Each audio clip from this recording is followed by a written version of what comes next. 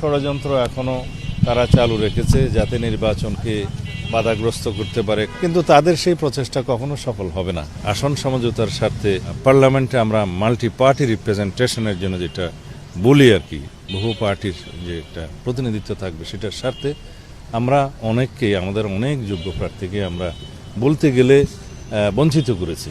এটা হতে পারে পতিত ফ্যাসিবাদী শক্তির কিছু কিছু ষড়যন্ত্র এখনো তারা চালু রেখেছে যাতে নির্বাচনকে বাধাগ্রস্ত করতে পারে, কণ্ঠকাঠিন্য করতে পারে, গণতন্ত্রের উত্তরণের পথটাকে সহজতর না করতে পারে, কিন্তু তাদের সেই প্রচেষ্টা কখনো সফল হবে না।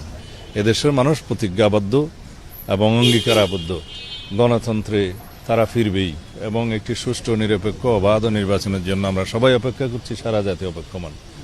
ইনশাআল্লাহ সবার ঐক্যবদ্ধ প্রচেষ্টায় এবং সকল রাজনৈতিক দলগুলোর আন্তরিকতায় আমরা সেই নির্বাচনে বৈতরণী খুব সহজভাবে পার করতে পারবো। সবাই শেষ পর্যন্ত তাদের অনেক দাবি থাকলেও নির্বাচনের জন্য সবাই প্রতিশ্রুতিবদ্ধ এবং তারা গণভোটের বিষয়ে, নির্বাচনের বিষয়ে, বিভিন্ন সময় বিভিন্ন দাবি বা যুক্তি উত্থাপন করেছিল, অভিযোগ উত্থাপন করেছিল এবং আমার মনে হয় তারা শেষ পর্যন্ত বুঝতে পেরেছে।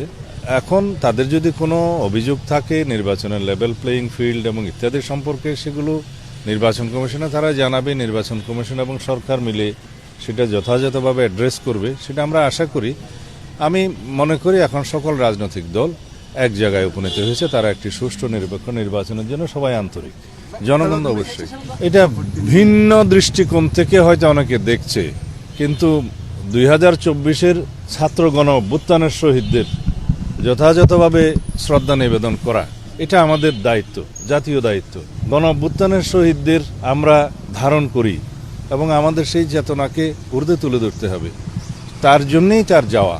এখানে নির্বাচন আচরণবিধির কোনো বিষয় নেই, এই দৃষ্টিকোণ থেকে আমরা দেখি এবং সবাইকে অনুরোধ করব যেন 2024-এর ছাত্র গণ অভ্যুত্থানের মর্যাদাকে আমরা প্রশ্নবিদ্ধ না করি। সবচাইতে মেজর পলিটিক্যাল পার্টি হিসেবে, তার চূড়ান্ত শীর্ষ নেতৃত্ব হিসেবে জনাব তারেক রহমান যদি গণ অভ্যুত্থানের শহীদদের কবর জিয়ারত করেন এবং সেখানে পুষ্পমাল্য অর্পণ করেন, শ্রদ্ধা নিবেদন করেন, সেটা এই অভ্যুত্থানকে ধারণ করা হবে, জাতির প্রত্যাশাকে ধারণ করা হবে এবং এটাই জনপ্রত্যাশা, জাতির প্রত্যাশা। এই দৃষ্টিকোণ থেকে যেন আমরা দেখি।